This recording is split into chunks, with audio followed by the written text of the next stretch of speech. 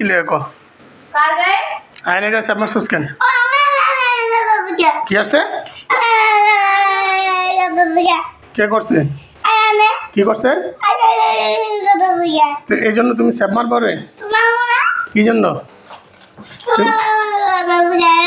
কি করছে এটা কি খাইতে বসলাম এটা মানে কি তুই থুতু মারছস কি আর থুতু মারবি হ্যাঁ আর আর মারবি কম হ্যাঁ মারবি